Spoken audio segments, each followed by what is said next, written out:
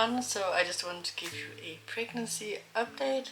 And yes, I'm filming this in Logan's room because this is where I just could find some peace and quiet. The house is noisy right now. And yeah, but back to the pregnancy. Things went actually pretty well this time. I had no signs of pre-eclampsia. Sorry. I had no signs of pre-eclampsia. And I had that with the first two kids and not number 3 and 4. But I had these something, an allergic reaction to the baby's blood or something. I'm not totally sure still, but it has turned into some complications, and the hospital that I was supposed to give birth at do not have the means to help me if, let's say, we have a placenta abruption or something like that, where I'm going to need blood.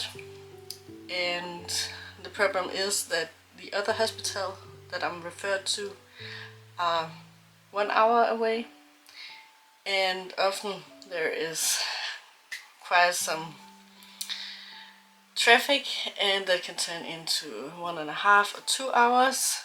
And usually when my contraction starts, I have 60 minutes before I have to push, so that is a huge issue. And the doctor said that I have to choose when I'm going into labor if I want to go to the hospital that is half an hour away, and they can help me also if I'm bleeding within a few hours, or I could try to make it to the other hospital, which have all the equipments and tests and blood for blood transfusions and things like that. The problem is just that if I'm stuck on the highway and giving birth there alone without any doctors or midwives or anything, then I'm pretty screwed. So this is causing a lot of anxiety to me, and I'm waiting for a call tomorrow from the hospital half an hour away, because my midwife suggested that maybe I could get a blood test every 3 days until I give birth to find out if I'm developing more of these something. So it's something about the test can only be 3 days old, and then she said maybe they could make sure to have the correct blood for me in that hospital. But I talked with the secretary, and she sounded like this wasn't possible. So I don't know what's going to happen.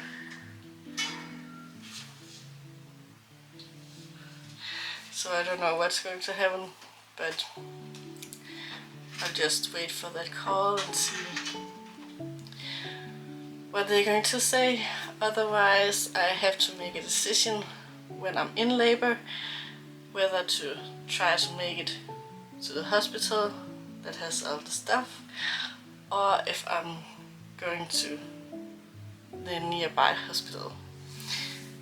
And I'm just feeling a lot of anxiety thinking about if I choose the hospital nearby, they can help me in almost all situations unless I hemorrhage quickly. But if I try to make it to the other hospital and I can't, then I'll end up giving birth without any professionals, and that's an even worse scenario. So I don't know. I really don't know what to do. I don't know. I haven't been in this situation before. We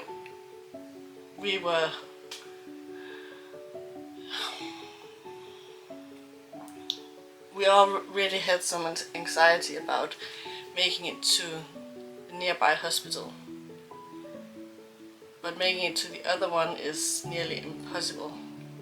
and then the midwife said that we should just leave as soon as I start having contractions and let our 13-year-old take care of the other kids until someone else arrives, but I'm not a fan of that either, so I really don't know what we're going to do. But I think that we'll see tomorrow what they have to say, and yeah, then I really don't know. Then we have to make a decision when my water breaks and we are all stressed out and panicking, I guess, and just hope for the best. But hopefully we can find another way to do things, but we'll see. Right now I am 36 weeks and 3 days pregnant, and I have been giving birth in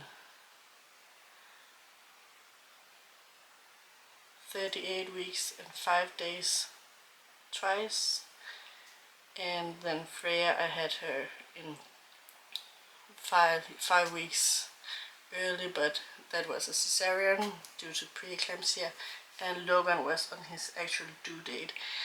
And I was at the midwives today, and they said that he is pretty low, and we don't think that I'm going to keep him in for a very long time from now on. I think that I'm going into labor within a few weeks, so we'll see. Praying for the best, I guess.